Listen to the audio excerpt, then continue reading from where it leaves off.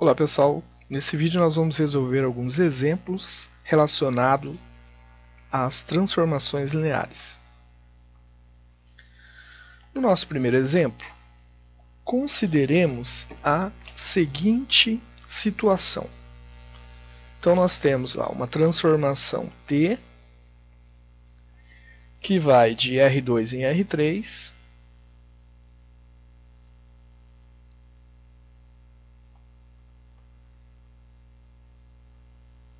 e tem a seguinte lei de formação: t de xy, que é igual a 3x menos 2y, x menos y.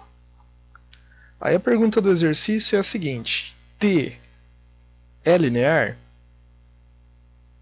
Então nós queremos verificar se essa transformação ela é uma transformação linear. Como é que a gente faz então para verificar isso? Só para lembrarmos, uma transformação ela é linear se eu pegar t de u mais v, isso for igual a t de u mais t de v. Essa é uma propriedade que deve ser satisfeita. A segunda propriedade é que se eu pegar, por exemplo, t de alfa u, isso é igual a alfa t de u. Então essa é outra condição que toda transformação linear deve satisfazer. Muito bem. Para mostrarmos então que isso é válido ou não nesse exercício, nós vamos pegar o seguinte: seja u igual a x1, y1 e v igual a x2, y2. Esses são vetores genéricos pertencentes a R2. Bom, então se nós escrevermos t de u mais v, isso é a mesma coisa que escrevermos t de x1, y1 mais x2, y2. E isso ainda pode ser escrito como t, aqui a gente vai somar, então vai ficar x1 mais x2, e depois y1 mais y2. Ok? Só lembrando então, a lei de formação é 3x menos 2y, depois x menos y. A gente vai aplicar essa lei de formação nesta função. Então vai ficar 3 vezes a primeira coordenada, que seria x1 mais x2. Isso aqui vai fazer parte de um elemento de R3. Depois, menos 2, que multiplica y1 mais y2. E, por fim, nós temos lá x1, x2 menos y1, y2. Vamos colocar parênteses aqui e fecha isso. Fazendo então essa operação, então nós vamos ter na primeira coordenada, vamos colocar aqui, primeira coordenada, nós vamos multiplicar, então nós teríamos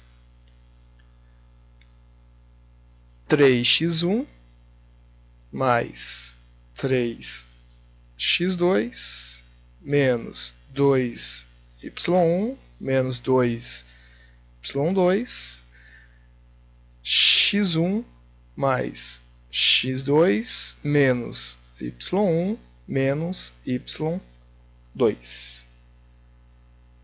Ok? Então essa é a nossa informação.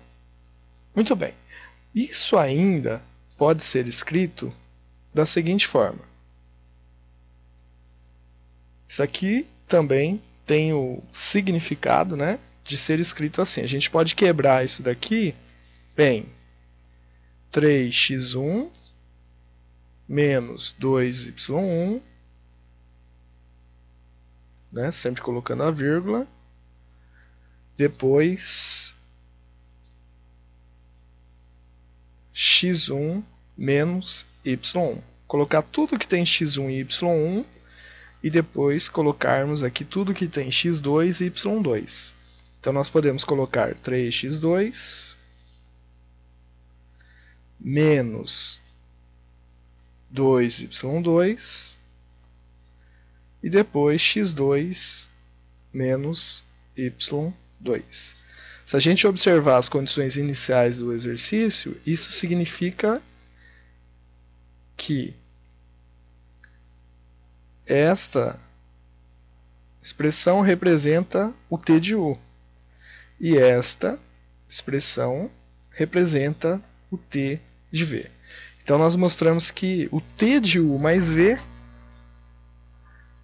ele é igual a t de u mais t de v, que é uma das condições para que uma transformação seja transformação linear. Vamos verificar a segunda condição. Então, para todo alfa pertencente aos reais e para todo u, por exemplo, dado por coordenadas xy pertencente a R2, né, nós temos o quê?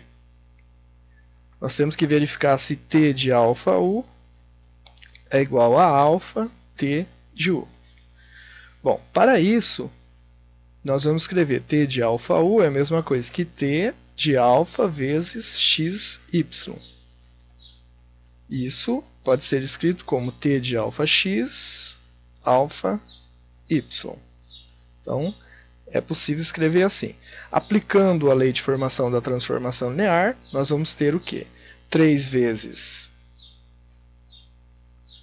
a primeira coordenada, alfa x, menos 2 vezes a segunda, alfa y, e depois alfa x menos alfa y, que nós aplicamos a lei de formação da transformação.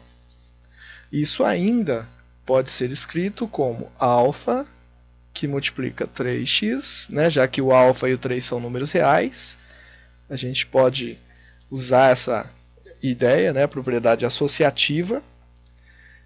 Aqui nós podemos também usar a associatividade, então nós podemos escrever isso como alfa, que multiplica menos 2y, e aqui a gente pode colocar o alfa em evidência, vai ficar alfa x menos y.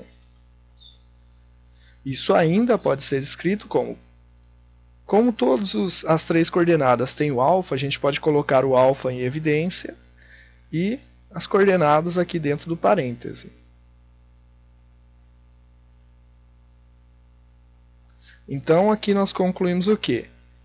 Como essa expressão indica t de u, então nós temos alfa t de u. Então nós mostramos o quê? Que t de alfa u é igual a alfa t de u. Portanto, a transformação t do exercício, né, a transformação t é uma transformação linear.